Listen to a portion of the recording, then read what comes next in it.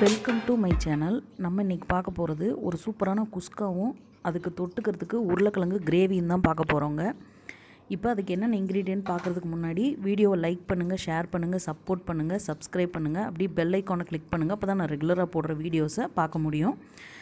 வாங்க இப்போ வீடியோக்குள்ளே போயிடலாம். இதுக்கு நான் வெங்காயம், மல்லிச்செடி, பச்சை மிளகா, தேங்காய் பால், கொஞ்சம் ஸ்பைசஸ்லாம் எடுத்து வச்சுருக்கேன், அவ்வளோதான். இப்போ ஒரு குக்கர் எடுத்துக்கலாம். நம்ம குக்கரில் ரொம்ப ஈஸியாக 10 நிமிஷத்தில் செஞ்சிடலாங்க. இப்போ குக்கரில் ஆயில் ஊற்றிருக்கேன். நீங்கள் கீ கூட சேர்த்துக்கலாம், நெய் கூட சேர்த்துக்கலாம். இப்போ அதில் 2 பிரிஞ்சி இலை, 2 பட்டை, ஒரு அன்னாச்சி பூ, 2 கிராம்பு, 3 ஏலக்காய், இவ்வளோதாங்க. ஸ்பைசஸ் இவ்வளோ தான். நான் அதை சேர்த்துருக்கேன். சேர்த்துட்டு நல்லா ஒரு கை அளவுக்கு புதினாவை கழுவிட்டு சின்ன சின்னதாக கட் பண்ணி போட்டிருக்கேன். எண்ணெயிலே போட்டுருங்க, அப்போ தான் நல்லா பொரிஞ்சிரும், இல்லைன்னா அப்படியே சொதன்னு ஆயிரும். அதுக்காக இப்போ ஆனியனை போட்டாச்சு. நான் சின்ன வெங்காயம் சேர்த்துருக்கேன், நீங்கள் பெரிய வெங்காயம் கூட சேர்த்துக்கலாம். அது நல்லா வதங்கினதுக்கப்புறம் சின்ன வெங்காயம், பச்சை மிளகா ரெண்டையும் போட்டு நல்லா வதங்கினதுக்கப்புறம் ஒரு 1.5 ஸ்பூன் அளவுக்கு இஞ்சி பூண்டு பேஸ்ட்டு சேர்த்துக்கோங்க. இஞ்சி பூண்டு பேஸ்ட்டும் நல்லா கலந்து வந்ததுக்கப்புறம் தக்காளி சேர்த்துக்கலாம். நம்ம தக்காளி ரொம்ப தேவையில்லைங்க. நீங்கள் 2 டம்ளர்னால் ஒரு டம்ளர் அரிசி வைக்கிறீங்கன்னா ஒரே ஒரு தக்காளி, 2 டம்ளர்னால் 2 தக்காளி, அவ்வளோதான்.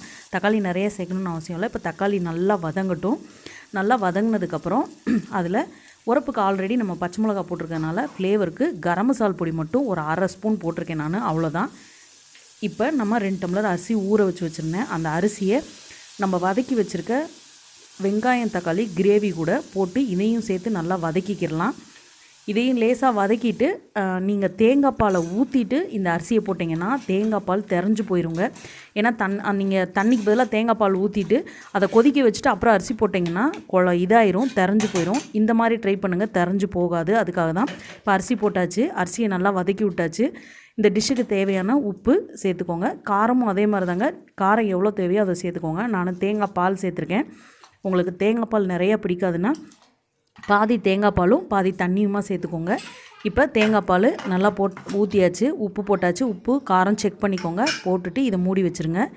இது 2 விசில் வரட்டும். இது 2 விசில் வர்றதுக்குள்ளே நம்ம தொட்டுக்கிறதுக்கு உருளைக்கிழங்கு எப்படி பண்ணிடலான்னு பார்க்கலாம். உருளைக்கிழங்கு ஆல்ரெடி நான் வேக வச்சு சின்ன சின்னதாக நறுக்கி வச்சுருக்கேன். இப்போ ஒரு கடாயில் கொஞ்சமாக எண்ணெய் சேர்த்துக்கலாம்.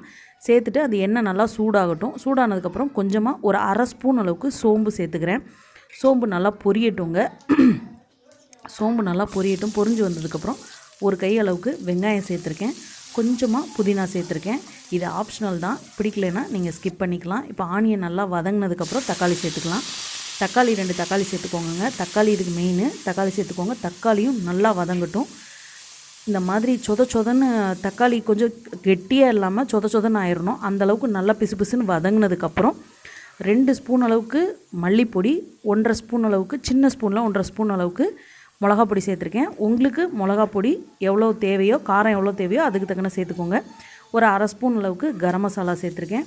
இதை நல்லா கிளறி விட்டுக்கோங்க. கிளறி விட்டு உடனே தண்ணி ஊற்றிடுங்க. ஏன்னா மிளகா பொடி கருத்து போயிடும் எண்ணெயில் ரொம்ப நேரம் வதக்குனிங்கன்னா. இப்போ அதுக்காக கொஞ்சமாக தண்ணி ஊற்றிருக்கேன். இப்போ வேக வச்ச உருளைக்கிழங்கு அது கூட சேர்த்துக்கலாம். சேர்த்துட்டு நல்லா கிளறி விட்டுக்கோங்க. தேவையான அளவு தண்ணி ஊற்றிக்கோங்க. உப்பு தேவையான அளவு உப்பு போட்டுக்கோங்க. ஒரு 2 நிமிஷம் கொதிக்க விட்டால் போதும். அந்த மிளகா பொடியோட பச்சை வாடை போகணும், அவ்வளோதான். அது வரைக்கும் கொதிச்சா போதும். இப்போ நம்ம உருளைக்கிழங்கு கிரேவி ரெடி ஆயிடுச்சு.